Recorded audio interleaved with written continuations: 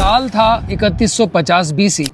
Egypt में एक बादशाह था जो लोगों पर जुल्म करता था और खुद को खुदा कहलवाता था। ये गुरूर के नशे में धुत था। इस इंसान का नाम मुसब बिन वलीद था, जिसे आज हम फिरौन के नाम से जानते हैं। फिरौन ने बनी इसराइल को अपना गुलाम बना रखा था और वो बनी इसराइल पर बहुत जुल्म करता था। फिरौन की हुकूमत को कई साल गुजरते गए और इसका जुल्म भी बढ़ता गया, लेकिन एक दिन इसने लोगों को बातें करते सुना कि इसराइल में एक बेटा पैदा होगा जो फिरौन की हुकूमत को गिरा देगा। फिरौन को लगा कि लोगों ने कोई ख्वाब देख लिया है या फिर ये इनकी किताबों की कोई प्रेडिक्शन है। लेकिन एक दिन फिरौन ने ख्वाब देखा कि यरूशलेम से एक आग आती है और वो मिस्र के सारे घरों को जला देती है, लेकिन बनी इसराइल के बच्चों को कोई नुकसान नहीं पहुंचाती। फिरौन डरा हुआ नींद से उठा। इसने अपने सारे जादूगर और प्रिस्टिश को जमा किया और इन्हें इस ख्वाब के बारे में बताया।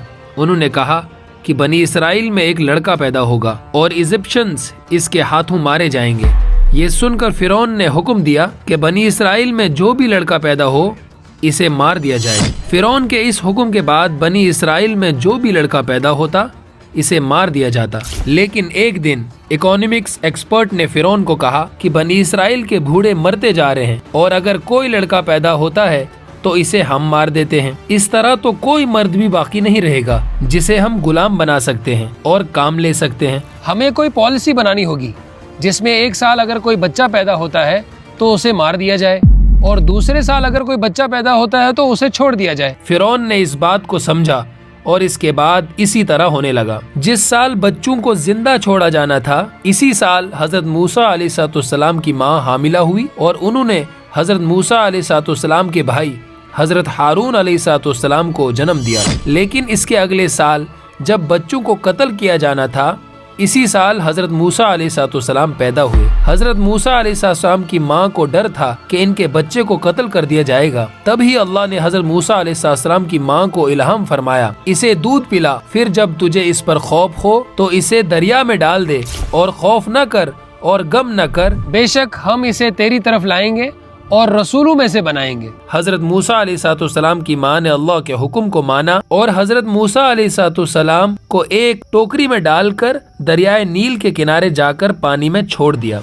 जब हजरत मूसा अलैहिस्सलाम की माँ ने उन्हें दरिया में छोड़ा और ये तैरती हुई फिरौन के महल के किनारे दरिया पर आ गई, वहाँ से महल के नौकरों ने इस टोकरी को उठाया और फिरौन की बीवी के पास ले गए। फिरौन की बीवी एक नेक और अच्छे दिल की औरत थी। जैसे ही इसने हजरत मूसा अलैहिस्सलाम को देखा तो अल्लाह ने इसके दिल में हजरत मूसा अलैहिस्सलाम की मोहब्बत डाल दी। फिरौन की बीवी की कोई औलाद नहीं थी। ये चाहती थी कि इसे बेटा हो। इसने फिरौन से इसे अपने पास रखने को कहा और फिरौन ने इसे इजाजत दे दी, क्योंकि फिरौन अपनी बीवी को देखकर हैरान था। जिस तरह वो इस बच्चे को सीने से लगा रही थी, प्यार कर रही थी। इसी तरह यह सिलसिला चला और हजरत मूसा अलैहिस्सलाम बड़े होते गए। अल्लाह ने हजरत मूसा अलैहिस्सलाम को फिरौन के घर में पाल कर दिखाया। वही सच्चा रब है और यहाँ तक कि अल्लाह ने हजरत मूसा अलैहिस्सलाम को इसी साल पैदा किया जिस साल बच्चों को मार दिया जाता था। ये सब इस रब की कुदरत है। मूसा अलैहिस्सलाम को अल्लाह ने ताकत और दीन का इल्म दिया था। एक दिन मूसा अलैहिस्सलाम ने देखा कि एक इसराइली को कुछ मिस्र के लोग पीट रहे थे। इस इसराइली ने मूसा अलैहिस्सलाम से मदद मांगी। मूसा अलैहिस्सलाम इसकी मदद करने के लिए आगे बढ़े और तब ही मूसा अलैहिस्सलाम ने इस आदमी को गलती से कत्ल कर दिया। मूसा अलैहिस्सलाम को लगा कि इन्होंने बहुत बड़ी गलती कर दी। वो बहुत ज्यादा दुखी हुए और उन्होंने फौरन अल्लाह ताला से माफी मांगी और अल्लाह ने भी इन्हें माफ कर दिया, क्योंकि हजरत मूसा अलैहिस्सलाम का इस इंसान को कत्ल करने का कोई इरादा नहीं था। वो तो बस इस मजलूम की मदद करना चाहते थे। अगले ही दिन मूसा अलैहिस्सलाम ने देखा कि वही इंसान जिसे कल लोग मार रहे थे आज फिर एक नए झगड़े में पड़ा है। मूसा अलैहिस्सलाम ने इसके पास गए और इससे कहा कि तुम मुझे झगड़ालू लगते हो, तुम्हारा हर रोज किसी न किसी के साथ कोई झगड़ा लगा रहता है। इस इंसान को लगा कि मूसा अलैहिस्सलाम अब मुझे भी मार देंगे जैसे कल इस मिस्री को मारा था। तो इस इसराइली ने मूसा अलैहिस्सलाम से कहा, क्या तुम मुझे भी मार दोगे जैसे तुमने कल इस मिस्री को मारा था? इसके साथ जो मिस्र के लोग लड़ रहे थे उन्होंने ये सुन लिया और जाकर अथॉरिटी को खबर दी कि मूसा अलैहिस्सलाम ने एक आदमी का कत्ल किया है।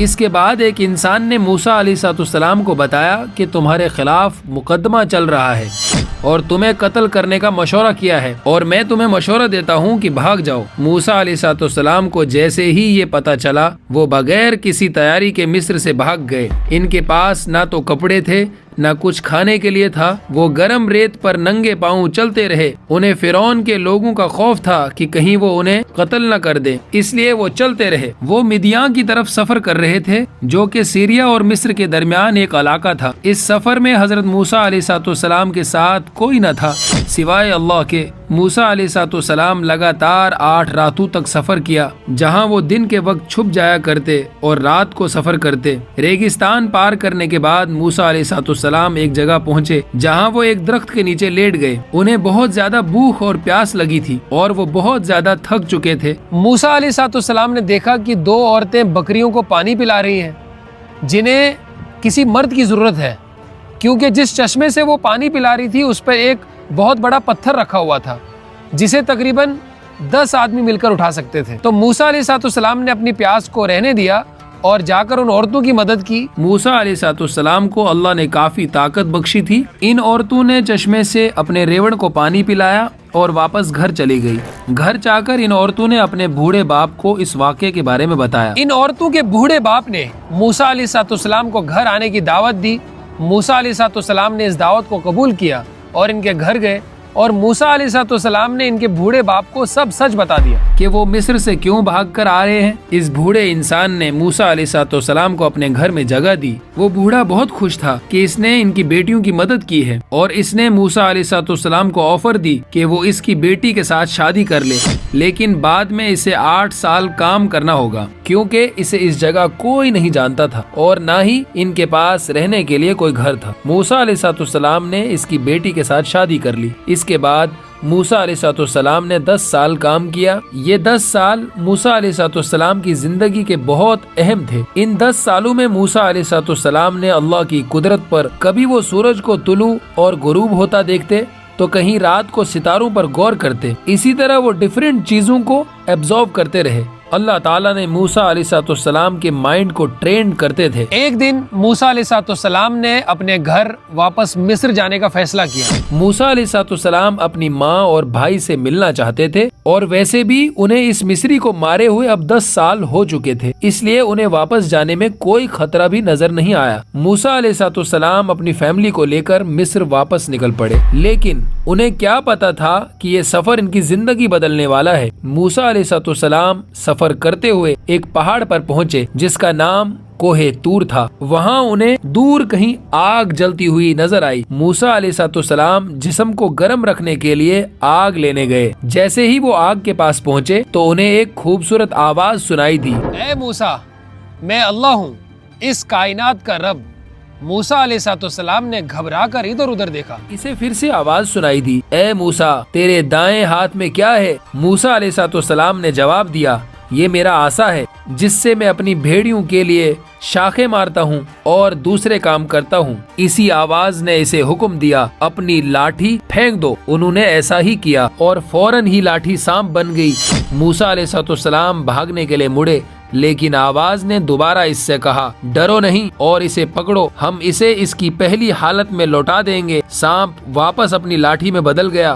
موسیٰ علیہ السلام کا ڈر ختم ہو گیا، کیونکہ انہوں نے محسوس کیا کہ وہ حق کی گواہی دے رہے ہیں۔ یہاں غور کرنے والی بات یہ ہے کہ پہلے اللہ تعالیٰ نے حضرت موسیٰ علیہ السلام کو اس چھڑی کے فائدے یاد دلائے اور پھر اس سے کہا پھینک دو۔ اس کے بعد وہ چھڑی سانپ بن گئی اور اللہ نے کہا کہ اس چھڑی کو اٹھاؤ۔ یہاں بڑی ہی کمال کا سبق چھپا ہے۔ جب تک کہ تم اپنی پسندیدہ چیز کو اللہ کی راہ میں قربان نہیں کرو گے اور ان چیزوں کو جو کہ تمہیں بری لگتی ہے اللہ کے لیے اپناؤ گے، تب تک تم کامیاب رہو گے۔ اسی میں پورا کا پورا دین چھپا ہے۔ پھر اللہ نے موسیٰ علیہ السلام کو حکم دیا کہ اپنا ہاتھ اپنی چادر میں ڈال دو۔ جب انہوں نے اسے باہر نکالا تو ہاتھ میں ایک شاندار چمک تھی۔ پھر اللہ نے موسیٰ علیہ السلام کو حکم دیا کہ یہ تمہارے رب کی طرف سے 2 نشانیاں ہیں۔ فرعون اور اس کے سرداروں کے پاس جاؤ، کیونکہ وہ بدکار گروہ ہیں اور حد سے گزر چکے ہیں۔ اللہ نے موسیٰ علیہ السلام کو اپنی حفاظت کا یقین دلایا اور ان کے دل کو سکون دیا۔ موسیٰ علیہ السلام اور ہارون علیہ السلام ایک ساتھ فرعون کے پاس گئے اور اسے اپنا پیغام پہنچایا۔ موسیٰ علیہ السلام نے اسے اللہ کے دین کی دعوت دی۔ فرعون نے سوچا کہ موسیٰ پاگل ہے، جو اس نے مجھ جیسے انسان کے سامنے بات کرنے کی جرت کی۔ فرعون نے پوچھا، تم کیا چاہتے ہو؟ موسیٰ علیہ السلام نے جواب دیا، میں چاہتا ہوں کہ تم بنی اسرائیل کو ہمارے ساتھ بھیج دو۔ فرعون نے پوچھا کہ میں ان کو کیوں بھیجوں گا؟ یہ میرے غلام ہیں۔ موسیٰ علیہ السلام نے جواب دیا، یہ اللہ کے بندے ہیں۔ فرعون نے موسیٰ اور ہارون علیہ السلام کو حراست میں لے لیا اور ان سے دنیا کے بہترین جادوگروں کو اکٹھا کیا، اور موسیٰ علیہ السلام اور جادوگروں کے درمیان ایک مقابلہ کرنے کی تیاریاں شروع کر دی۔ ہر کوئی اس عظیم مقابلے کو دیکھنے کے لیے بے تاب تھا۔ اس کے شروع ہونے سے پہلے موسیٰ علیہ السلام اٹھے تو بڑے ہجوم میں خاموشی چھا گئی۔ موسیٰ علیہ السلام نے جادوگروں سے کہا، افسوس ہے تم پر اگر تم نے اللہ پر اور اس کی معجزات کو جادو کہا اور فرعون کے ساتھ دیانت داری سے جھوٹ باندھا، کیونکہ جو اللہ پر جھوٹ بولتا ہے وہ بری طرح ناکام ہوتا ہے۔ موسیٰ علیہ السلام نے سچے دل سے بات کی تھی اور جادوگروں کو سوچنے پر مجبور کر دیا تھا، لیکن وہ پیسے اور جہاں و جمال کے نشے میں تھے۔ موسیٰ علیہ السلام نے ان جادوگروں سے کہا کہ پہلے وہ اپنا جادو دکھائیں۔ انہوں نے اپنی جادوئی چیزیں زمین پر پھینک دی۔ ان کی لاٹھیوں اور رسیوں نے سانپ کی شکل اختیار کر لی۔ لوگ یہ دیکھ کر حیران ہو گئے۔ فرعون اور اس کے ساتھیوں نے زور سے تالیاں بجائیں۔ پھر موسیٰ علیہ السلام نے اپنا عصا پھینکا، یہ زور سے ہلنے لگا اور ایک بہت بڑا اژدہا بن گیا۔ یہ دیکھ کر لوگ کھڑے ہو گئے۔ فرعون اور اس کے آدمی خاموش بیٹھے تھے۔ ایک ایک کر کے موسیٰ علیہ السلام کے بڑے سانپ نے تمام سانپوں کو نگل لیا۔ موسیٰ علیہ السلام اسے اٹھانے کے لیے جھکے اور وہ اس کے ہاتھ میں لاٹھی بن گئی۔ ہجوم ایک بڑی لہر کی طرح اٹھ کھڑا ہوا اور جوش و خروش سے چیختا رہا۔ ایسا کچھ پہلے کبھی نہیں دیکھا تھا۔ موسیٰ علیہ السلام کی قدرت کو دیکھ کر جادوگروں نے اللہ کو سجدہ کرتے ہوئے اعلان کیا کہ ہم موسیٰ اور ہارون کے رب پر ایمان لائے۔ فرعون غصے میں تھا اور اس نے الزام لگایا کہ موسیٰ اور جادوگر آپس میں ملے ہوئے ہیں۔ اس نے موسیٰ اور جادوگروں کو دھمکیاں دینا شروع کر دی۔ موسیٰ اور ہارون علیہ السلام چلے گئے اور فرعون اپنے محل میں واپس چلا گیا۔ فرعون ان دونوں معجزوں کا سامنا کرتے ہوئے حیران رہ گیا اور وہ بہت زیادہ غصے میں تھا۔ پھر اس کہانی کا کلائمیکس آتا ہے۔ جب حضرت موسیٰ علیہ السلام بنی اسرائیل کو لے کر بھاگ رہے تھے تو پیچھے فرعون اپنی پوری فوج کے ساتھ موسیٰ علیہ السلام کے پیچھا کر رہا تھا۔ موسیٰ علیہ السلام بھاگتے ہوئے سمندر کے پاس پہنچے اور آگے راستہ ختم ہو چکا تھا۔ اب بھاگنے کے لیے راستہ نہیں تھا اور پیچھے سے فرعون اپنی پوری فوج کے ساتھ حملہ کرنے آ رہا ہے۔ بنی اسرائیل جو موسیٰ علیہ السلام کے ساتھ تھے وہ کہنے لگے، اے موسیٰ تو نے ہمیں کہاں پھنسا دیا؟ اب ہمارا کیا ہوگا؟ لیکن موسیٰ علیہ السلام نے کہا، میرا رب راستہ بنائے گا۔ موسیٰ علیہ السلام کو اللہ نے حکم دیا، اپنی لاٹھی زمین پر مارو۔ موسیٰ علیہ السلام نے ایسا ہی کیا۔ اس کے بعد ایک کمال کا معجزہ ظاہر ہوا، سمندر میں راستہ بنا تو موسیٰ علیہ السلام بنی اسرائیل کے ساتھ سمندر پار کر گئے۔ لیکن جیسے ہی فرعون اپنی فوج کے ساتھ گزرنے لگا تو اللہ تعالیٰ نے سمندر کو حکم دیا اور اس نے فرعون اور اس کی فوج کو اپنی لپیٹ میں لے لیا۔ لیکن کہانی یہاں ختم نہیں ہوئی۔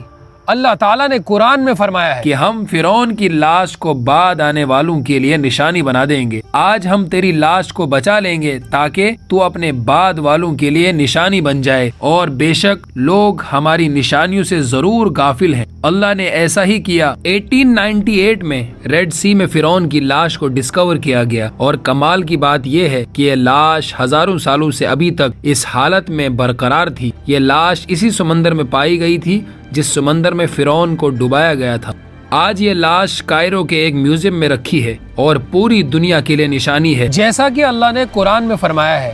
بھائیو، یہ پوری سٹوری تھی جو موسیٰ علیہ السلام کی تھی، جس میں ہم نے بہت کچھ سیکھا، بہت کچھ ہمیں علم ہوا کہ کیسے موسیٰ علیہ السلام نے پوری زندگی بسر کی، کیسے دعوت کا کام چلایا، اور کیسے فرعون جیسے اللہ کے بہت بڑے نافرمان کو دعوت دی۔ یہ ایک ہمت کا کام تھا اور اللہ کی مدد تھی، صبر، توکل اور بہت کچھ تھا اس سٹوری میں۔ اللہ ہمیں اس واقعہ سے سبق اور عبرت لینے کی توفیق دے، اور آپ سے گزارش ہے آپ ہمارے ایسے ہی سٹوریز کو سپورٹ کرتے رہیں تاکہ ہم نیکسٹ ویڈیوز جلدی لائیں۔ السلام علیکم ورحمۃ اللہ وبرکاتہ۔